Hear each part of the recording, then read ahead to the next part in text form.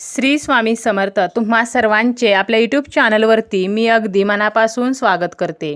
तुमच्या मनातील सर्व चांगल्या इच्छा स्वामी महाराज पूर्ण करोत हीच स्वामींच्या चरणी प्रार्थना करते आणि आजच्या व्हिडिओला सुरुवात करते। आजच्या व्हिडिओमध्ये आपण पाहणार आहोत ते म्हणजे अखंड सौभाग्य प्राप्त व्हावे, आपल्या पतीला दीर्घायुष्य मिळावे म्हणून महाअष्टमीच्या दिवशी म्हणजेच नवरात्रीतील अष्टमी तिथीला आपल्याला एके ठिकाणी 5 बांगड्या ज्या आहेत तर त्या ठेवायच्या आहेत। यामुळे दुर्गा माता जी आहे तर ती आपल्याला अखंड सौभाग्याचा आशीर्वाद देत असते।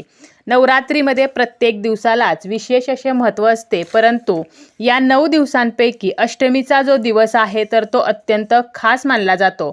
अष्टमी तिथी आणि नवमी तिथी तर या दिवसांना अनन्यसाधारण महत्त्व आहे आणि म्हणूनच अष्टमीच्या दिवशी आपण आपल्याला अखंड सौभाग्य प्राप्त व्हावे म्हणून काही शृंगाराच्या वस्तू ज्या आहेत तर त्या दुर्गा मातेला अर्पण करत असतो।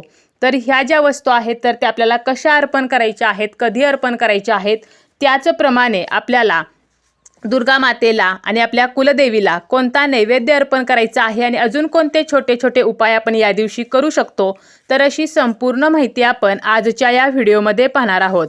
व्हिडिओला सुरुवात करण्या अगोदर तुम्ही जर चॅनलवरती नवीन असाल आणि पहिल्यांदाच माझे व्हिडिओ पाहत असाल तर चॅनलला सबस्क्राईब करा।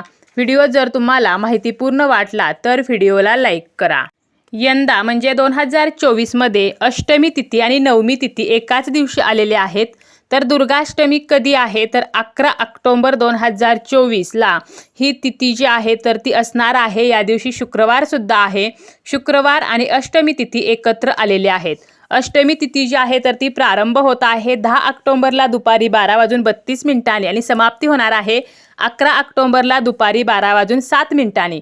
त्यामुळे आपल्याला या ज्या बांगड्या अर्पण करायच्या आहेत तर त्या सकाळीच करायच्या आहेत। अष्टमी तिथी असताना आपल्याला या बांगड्या अर्पण करायच्या आहेत। प्रत्येक सुवासिनी स्त्री जी आहे तर ती या बांगड्या ज्या आहेत तर त्या अर्पण करू शकते। त्याचप्रमाणे तुम्ही शृंगाराचं कोणतंही साहित्य जरी अर्पण केलं तरी सुद्धा चालेल। आपण 8व्या माळेला म्हणजेच नवरात्रीच्या अष्टमी तिथीला दुर्गा मातेचे 8वे रूप म्हणजे महागौरी देवीची पूजा करत असतो। महागौरीची पूजा केल्याने पापांचा नाश होतो, भविष्यात पाप, संताप, दुःख जे आहे तर ते दूर होतात। त्याचप्रमाणे महागौरीची पूजा करणारा पवित्र आणि अक्षय पुण्याचा अधिकारी होतो। या देवीचा रंग हा पूर्णतः गोरा आहे। तसेच या देवीचे वय जे आहे तर ते 8 वर्ष मानले जाते। महागौरीला 4 भुजा आहेत आणि वृषभ तिचे वाहन आहे।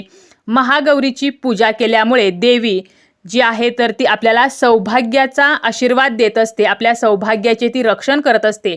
त्याचप्रमाणे अष्टमी तिथीला कुमारिका पूजनाला सुद्धा खूप महत्त्व आहे आणि हा दिवस दुर्गाष्टमी किंवा महाअष्टमी म्हणून सुद्धा ओळखला जातो। तर अशा या महागौरीची सुद्धा आपल्याला पूजा जी आहे तर ती करायची आहे। त्याचप्रमाणे या दिवशी ओम देवी महागौरी नमहा, ओम देवी महागौरी नमहा तर या मंत्राचा जप जो आहे तर तो सुद्धा आपण करू शकतो। आता आपल्याला काय करायचं आहे तर अष्टमी तिथीला सकाळी लवकर उठायचं आहे, स्नान वगैरे आटोपायचं आहे आणि यानंतर आपल्याला देवीला हळदी कुंकू अर्पण करायचं आहे। यानंतर अक्षता अर्पण करायच्या आहेत आणि लाल रंगाचं फूल अर्पण करायचं आहे। तुम्हाला जर कमळाचं फूल मिळालं तर कमळाचं फूल किंवा गुलाबाचं लाल रंगाचं फूल तुम्ही अर्पण करू शकता, परंतु तुम्हाला जर कमळ किंवा गुलाब मिळाले नाही तर कोणतेही लाल रंगाचे फूल आपल्याला अर्पण करायचं आहे। आणि यानंतर आपल्याला काय करायचं आहे तर देवीला 16 शृंगारापैकी कोणतंही एक शृंगाराचं साहित्य अर्पण करायचं आहे। आता हे जे 16 शृंगार आहेत तर यापैकी मंगळसूत्र आहे, जोडवी आहेत, नथ, बिंदी, त्याचप्रमाणे काचेच्या हिरव्या बांगड्या। आता काचेच्या हिरव्या बांगड्या अर्पण करताना त्या तुम्ही 5 अर्पण करू शकता किंवा 9, 11 अशा जरी अर्पण केल्या तरी सुद्धा चालतील। त्याचप्रमाणे इतर जे शृंगाराचं साहित्य आहे, अगदी टिकलीचं पॉकेट असेल किंवा टिकलीची डबी असेल, नेल पेंट, मेहंदी कोन तर या गोष्टी सुद्धा आपण अर्पण करू शकतो। तुम्हाला जर 16च्या 16 वस्तू अर्पण करणे शक्य असेल तर तुम्ही 16च्या 16 शृंगाराच्या वस्तू अर्पण करू शकता किंवा त्यापैकी कोणतीही एक वस्तू अर्पण करू शकता। आणि त्यापैकी तुम्हाला जर बांगड्या अर्पण करायच्या असतील तर तुम्हाला काय करायचं आहे, बांगड्या घेताना हिरव्या रंगाच्या आणि काचेच्याच बांगड्या घ्यायच्या आहेत। त्याचप्रमाणे आपण या दिवशी आपल्या कुलदेवीची ओटी भरू शकतो, दुर्गा देवीची ओटी भरू शकतो। यामध्ये सुद्धा आपल्याला बांगड्या ज्या आहेत तर त्या ठेवायच्याच आहेत, कारण शृंगाराचं एक साहित्य हे ओटीमध्ये असायलाच हवं। त्याचप्रमाणे आपण या दिवशी देवीला तांबूल जे आहे तर ते सुद्धा अर्पण करायचं आहे। तांबूल म्हणजे ज्याला आपण थोडक्यात मसाला पान म्हणतो तर आपण पानाच्या दुकानावरती जाऊन हे तांबूल जे आहे तर ते बनवून घेऊ शकतो, किंवा घरी जरी तांबूल बनवलं तरी सुद्धा चालेल. तांबूल म्हणजे फक्त पानाचा विडा नाही, तर देवीसाठी जे तांबूल असतं तर हे तांबूल आपल्याला अर्पण करायचं आहे. त्याचप्रमाणे या दिवशी आपल्याला आवर्जून देवीला खिरीचा नैवेद्य जो आहे तर तो सुद्धा अर्पण करायचा आहे. यामध्ये तुम्ही मखाण्याची खीर जी आहे तर ती करू शकता, किंवा तुम्ही शेवयाची खीर, आणि अगदीच जमलं नाही तर तुम्ही तांदळाची खीर जी आहे तर ती अर्पण करू शकता. खीर बनवताना आपल्याला साखरेऐवजी गुळाचा वापर करायचा आहे. तर अशा प्रकारे हा जो नैवेद्य आहे तर याला सुद्धा या दिवशी अतिशय महत्त्व आहे. घरातील स्त्री पुरुष कोणीही व्यक्ती, एखादा मुलगा असेल, कुमारिका असेल तर जी आहे आपल्या देवीला हा नैवेद्य अर्पण करू शकतात. याचप्रमाणे आपल्याला काय करायचं आहे तर या दिवशी तुम्ही दुर्गा मातेला अजून काही वस्तू अर्पण करू शकता. मग यामध्ये दुर्गा मातेच्या ज्या आवडत्या वस्तू आहेत, जसं की लवंग असेल, वेलची असेल, तर तुम्ही 7, 11 किंवा 9 फूल असलेल्या लवंगा दुर्गा मातेला, त्याचप्रमाणे आपली जी कुलदेवी आहे तर तिला अर्पण केल्या तरी सुद्धा आपल्या घरामध्ये धनधान्याची कधीही कमी राहत नाही.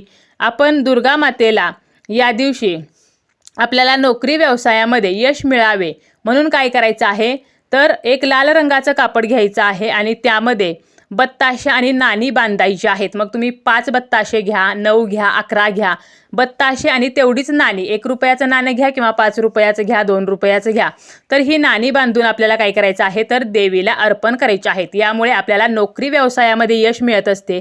त्याचप्रमाणे या दिवशी एक पिंपळाचं पान घ्यायचं, तूप आणि शेंदूर एकत्र करून घ्यायचा, आणि या पिंपळाच्या पानावरती या शेंदुराने आपल्याला श्रीराम लिहायचं आहे, आणि हे पान जे आहे तर ते मारुतीला म्हणजेच हनुमानास अर्पण करायचं आहे. यामुळे हनुमान जे आहेत ते आपले इतर संकटांपासून रक्षण करत असतात. तर अशा प्रकारे छोटे छोटे उपाय जे आहेत तर ते सुद्धा आपण या महाअष्टमीच्या दिवशी करू शकतो, कारण या महाअष्टमीला अत्यंत महत्त्व दिले गेलेले आहे. त्याचप्रमाणे या दिवशी संध्याकाळी आपल्याला दुर्गा मातेची कृपा प्राप्त व्हावी म्हणून मुख्य दरवाजामध्ये तुपाचा दिवा सुद्धा लावायचा आहे. दिव्यामध्ये तुम्ही लवंगा टाकू शकता, ज्यामुळे माता लक्ष्मी जी आहे तर ती आपल्या घराकडे आकर्षित होईल. तर अशा प्रकारे आपल्याला हे छोटे छोटे उपाय सुद्धा अष्टमीच्या दिवशी करायचे आहेत, आणि त्यापैकी म्हणजे आपल्याला देवीला शृंगाराचं साहित्य जे आहे तर ते अखंड सौभाग्यासाठी आवर्जून अर्पण करायचं आहे. तुम्ही जे शृंगाराचं साहित्य आहे तर ते मंदिरात जाऊन अर्पण करू शकता, किंवा घरी देवघरामध्ये तुमची जी कुलदेवी आहे किंवा तुम्ही जी घटस्थापना केलेली आहे तर त्याजवळ जरी हे शृंगाराचं साहित्य अर्पण केलं तरी सुद्धा चालेल. आणि त्यानंतर आपल्याला काय करायचं आहे तर हे शृंगाराचं साहित्य आपण स्वतः वापरू शकतो, किंवा इतर जी सौभाग्यवती आहे तर तिला घरी बोलावून सुद्धा तुम्ही हे शृंगाराचं साहित्य जे आहे तर तिला देऊ शकता. त्याचप्रमाणे या दिवशी आपल्याला काळ्या मुंग्यांना साखर जी आहे तर ती सुद्धा खाऊ घालायची आहे. याचप्रमाणे तुम्ही देवीला विड्याचं पान अर्पण करू शकता. विड्याचं पान हे देवीला अतिशय प्रिय आहे, परंतु हे अर्पण करताना त्या विड्याच्या पानावरती आपल्याला ओल्या कुंकवाने रिम हे अक्षर लिहायचं आहे. रिम हे अक्षर लिहून आपल्याला हे पान जे आहे तर ते देवीला अर्पण करायचं आहे. यामुळे सुद्धा धंदा व्यवसायामध्ये आपली प्रगती जी आहे तर ती होत असते.